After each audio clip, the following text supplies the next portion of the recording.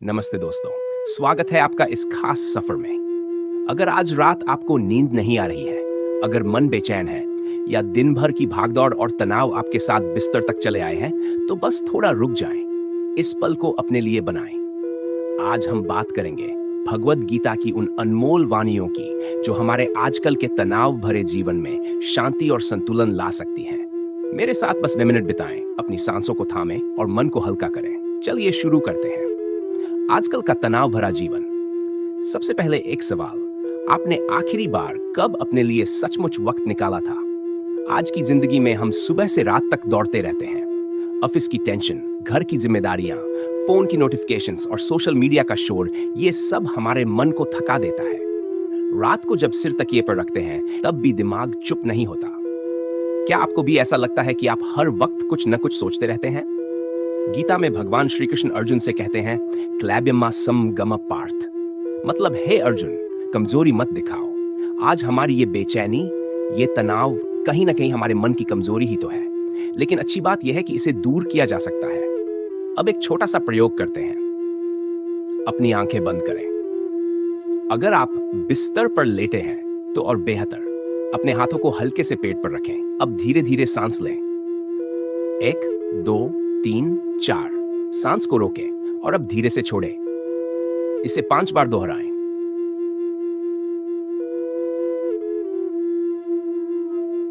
गीता कहती है, संन्यासस्तु महाबाहो दुख माप्तुम योगतः, बिना योग के दुख से छुटकारा मुश्किल है।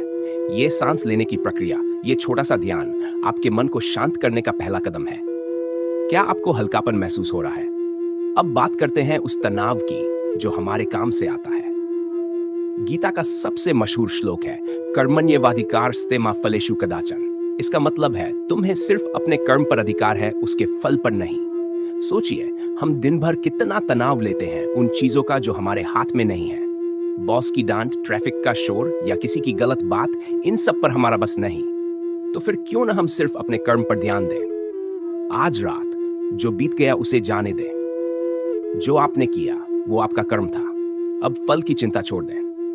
गीता में एक और सुंदर बात है, समदुख सुखं धीरं सो अमृतत्वाय कल्पते। जो सुख और दुख में समान रहता है वही शांति पाता है।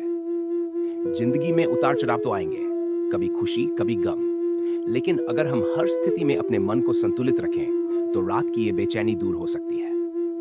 अभी एक पल को सोचें, आज दिन में क्या अच्छा हुआ था?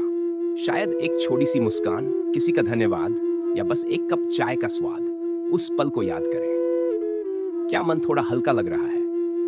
अब थोड़ा गहराई में चलते हैं। गीता कहती है कि हमारा असली स्वरूप आत्मा है। ये शरीर, ये मन, ये सब अस्थाई है।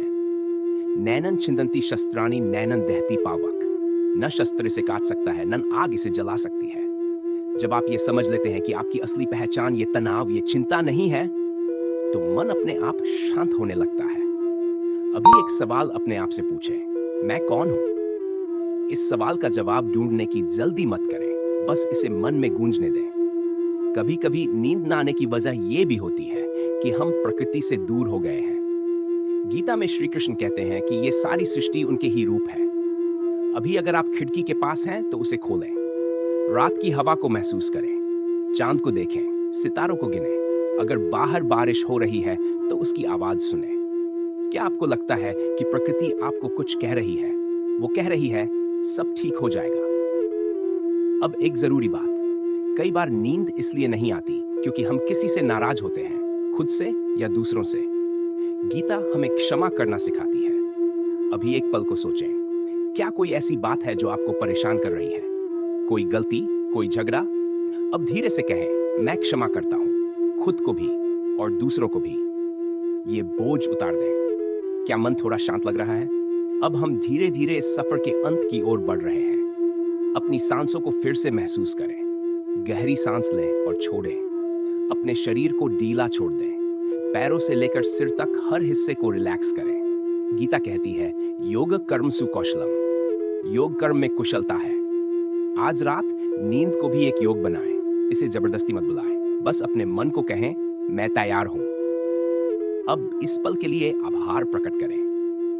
अपने शरीर का धन्यवाद करें जो दिन भर आपके लिए मेहनत करता है। अपने मन का धन्यवाद करें जो हर चुनौती से लड़ता है। और भगवान का धन्यवाद करें जो हर पल आपके साथ है। गीता की वाणी हमें सिखाती है कि शांति हमारे भीतर ही है। इसे ढूंढें, इसे अपनाएं। अब आंखें बंद करें, मेरी आवाज को धीरे धीरे दूर होते हुए महसूस करें।